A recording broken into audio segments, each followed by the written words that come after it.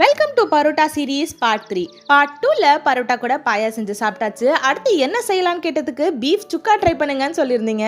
So அதுக்கான video தான் இது. ஒரு அல்டிமேட்டான பீஃப் சுக்கா ரொம்ப ஈஸியாக எப்படி செய்கிறதுன்னு பார்க்கலாம். 1/4 கிலோ பீஃபை இது நல்லா குட்டி குட்டியாக கட் பண்ணி எடுத்துக்கிட்டேன். இப்போது குக்கரில் எண்ணெய் போட்டு இந்த பீஃபை அது கூட சேர்த்துட்டு ஒரு 1 மினிட் ஹை ஃப்ளேமில் குக் பண்ணிக்கோங்க.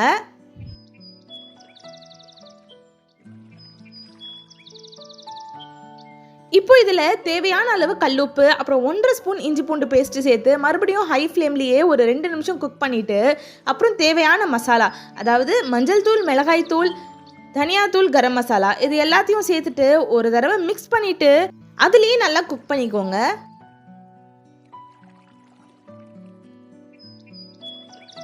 இப்போது இதில் 2 கட் பண்ண தக்காளி நல்லா ஃபைனாக சாப் பண்ணிவிட்டு இதையும் சேர்த்துக்கிட்டு ஒரு 2 நிமிஷம் குக் பண்ணிவிட்டு தேவையான அளவு தண்ணி சேர்த்துக்கோங்க. பீஃப் வேகிறதுக்கு கொஞ்சம் டைம் எடுக்கும். ஸோ அதுக்கேற்ற மாதிரி தண்ணி சேர்த்துட்டு விசில் வச்சுட்டு ஒரு விசில் ஹை ஃப்ளேமில், அப்புறம் 10 விசில் லோ ஃப்ளேமில் விட்டு எடுத்திங்கன்னா பீஃப் நல்லா வெந்துடும். இப்போது எக்ஸஸாக இருக்கிற வாட்டரை நல்லா ட்ரை பண்ணிக்கோங்க.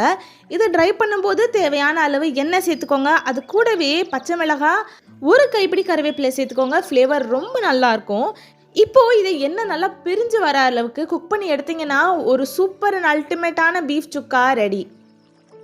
இதோட கன்சிஸ்டன்சி பார்த்தீங்கன்னா ரொம்ப ரன்னியாகவும் இருக்கக்கூடாது, ரொம்ப திக்காகவும் இருக்கக்கூடாது, ஒரு செமி கிரேவி மாதிரி இருக்கணும். அப்போ தான் பரோட்டா கூட தொட்டு சாப்பிட்றதுக்கு ரொம்பவே சூப்பராக இருக்கும். இப்போ இதில் கிறிஸ்பியான பரோட்டா, அது கூட தொட்டுக்கிறதுக்கு பீஃப் சுக்கா வச்சு சாப்பிட்றதுக்கு அவ்வளோ சூப்பராக இருந்தது.